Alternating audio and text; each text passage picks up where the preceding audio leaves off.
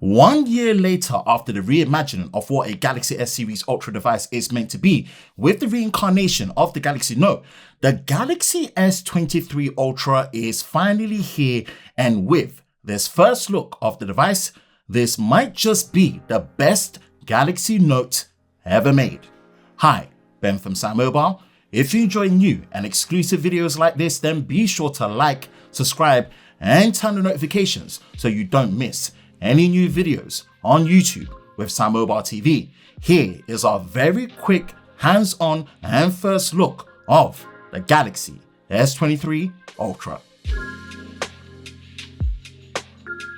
The S23 Ultra comes in 4 colors, being Phantom Black, Cream, Lavender, and Green. I much favor the cream and green color this time around, but overall, they are all great colors. As always, Samsung continues to use premium materials for the fit and finish of their flagship Ultra devices, and takes this further by being the first to use the latest Corning Gorilla Glass Victus Glass 2 for the front and back panels of the phone, finished off with their class-leading matte frosted finish. In all honesty, when looking at the visual design of the S23 Ultra, it does bring in the case of deja vu when comparing it to the previous S22 Ultra, which you can see in the video, but it's the small changes that actually make me really like the S23 Ultra a lot this time around. The edges, although still using a glossy finish, are much flatter and more boxy, making for what I personally think is a better feeling phone in hand. It may seem like a minor change visually, but based on what is this first initial hands-on, it feels like a better phone in the hand when actually using it. I was hoping the built-in S Pen would make its way back to the right-hand side, but it's still located on the left-hand side like before. Not much of a big deal, but just something to still consider if it's something you never really got used to with the S22 Ultra or the Note 20 Ultra. Overall, this is so far the best feeling S series Ultra device I've held. For the display experience, Samsung is sticking to a tried and tested formula with a 6.8-inch dynamic AMOLED 2X display with a QHD Plus resolution and LTPO adaptive refresh rate panel that goes from as low as 1 Hz and can scale up to 120 Hz. Peak brightness levels still remain at 1750 nits with a 240 Hz touch sampling rate and the same super low 2.8 millisecond input latency for the S Pen. This still makes for the best all-around display experience on a flagship smartphone. What makes the display experience that much better this time around is the flatter design. This is even flatter than that of the S21 Ultra, and I personally think at this point, this is the best balance of a slightly curved display to a flat display experience, which really makes a difference for 1, a better S Pen input, 2, less accidental touches, and 3, less screen glaring. It's safe to say anything else after this should be a completely flat display. And just for the record, Samsung, we will not judge the Ultra design any less if it had a flat display, but rather praise it. So just bear that in mind. The Vision Booster in Auto High Brightness has seen some slight improvements and optimizations for better colors when activated from what we've been told. But since we are not in a super sunny high brightness situation, it's hard to really judge right now. Overall, this is factually Samsung's best mobile display yet.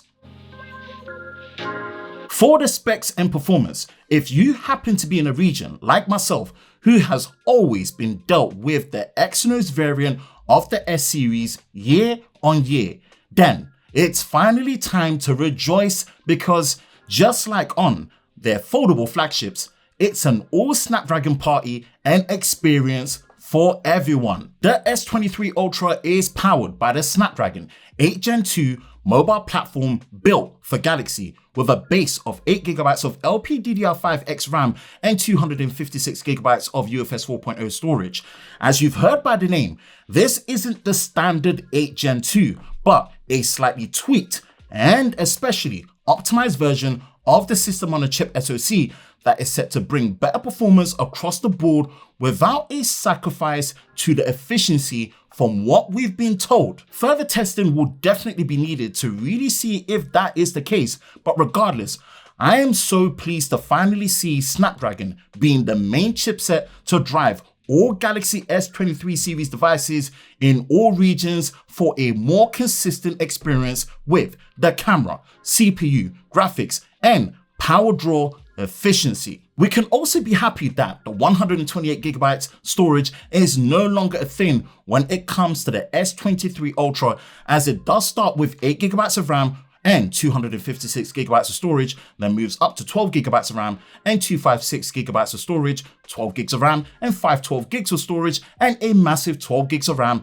with 1TB of internal storage. Now, for the sake of getting it off our chest, we did ask the question of why there is no Exynos chipset this time around.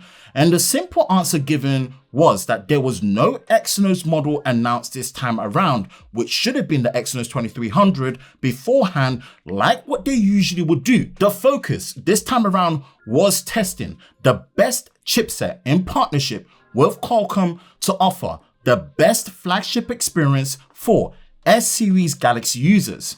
As simple as that answer may be, we are just happy that this time around, we do not have to worry about an in-house battle of Snapdragon versus Exynos.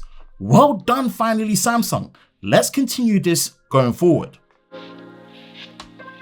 For the improvements on the camera hardware, the Galaxy S23 Ultra is the first Galaxy flagship to house Samsung's 200MP HP2 image sensor for the main camera, upgraded from the previous 108MP found in the S22 Ultra.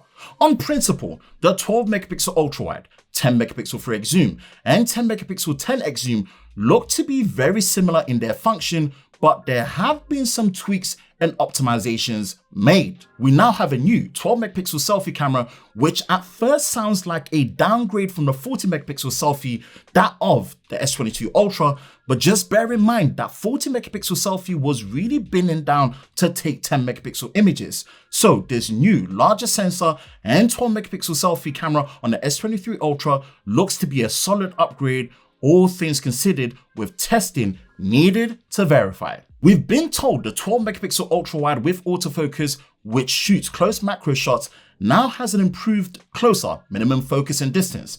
The expectations on the new HP2 200MP camera is as big as the megapixel count, to say the least, and that comes with some major new features on the software side. With the ability to bin down from 16 to 1 pixels, Samsung are claiming big improvements to low light photography with a much faster shutter.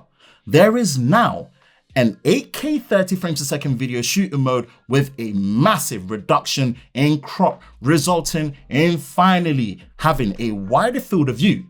More testing is needed to see if stabilization and the rolling shutter jello effect have also improved, but for now, this could be the first flagship phone to have a proper usable 8K video recording mode. Video portrait mode has now improved with finally a 4K UHD option, which works on the main 3x zoom and selfie sensors.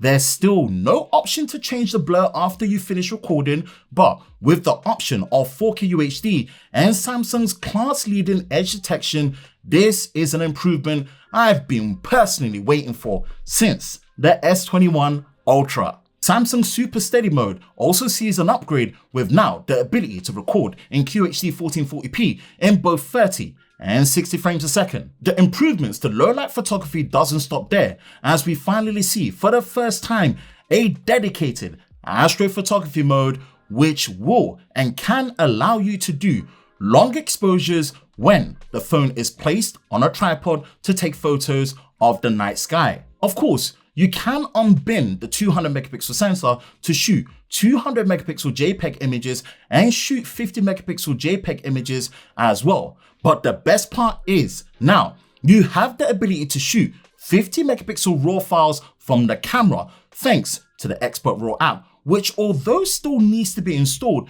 it is in a way built into the camera UI's overflow menu. Like we saw in the improvements to image stabilization on the Fold and Flip series powered by the Snapdragon 8 Plus Gen 1, Samsung's adaptive VDIS video digital image stabilization backed with a wider OIS angle, noise reduction on video via multi-frame processing, Astro Hyperlapse mode, the use of super quad pixel tech for what should give us enhanced, fast and accurate autofocus, it's safe to say the camera upgrades are looking bigger than suggested. We definitely can't wait to test this as it's looking very promising. The S23 Ultra on the software side of things is the first device to ship with One UI 5.1 built on Android 13. Be sure to subscribe with notifications on as we will have a One UI 5.0 versus One UI 5.1 comparison between the S22 Ultra and the S23 Ultra to see what is really new with this 0.1 upgrade. Regardless, the foundation of the software experience should be the same, and to save time here, we highly recommend you watch our extensive One UI 5 video playlist for all the top features that make One UI 5 great. All this tells us is that Samsung is now one of the most committed Android OEMs when it comes to software updates and software support.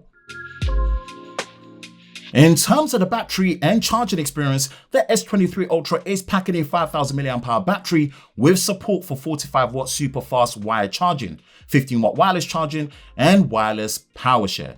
As expected, there is no included charger, meaning you will have to purchase the 45-watt fast charger separately to experience the maximum charging speeds offered. Prices for the Galaxy S23 Ultra start from £1,249 and up to £1,599 respectively for the 1TB model. Official release date will be that on the 17th of February for the S23 Ultra. As early first look impressions go, this is peak Galaxy S series Ultra, and it's really hard to see it get any better than this going forward. What's your thoughts on the Galaxy S23 Ultra? Let us know in the comment section below. For the latest news in the world of Samsung Daily, be sure to visit us at sammobile.com. And for the latest videos on YouTube with Sam Mobile TV, be sure to subscribe and turn on notifications, and we will see you next time.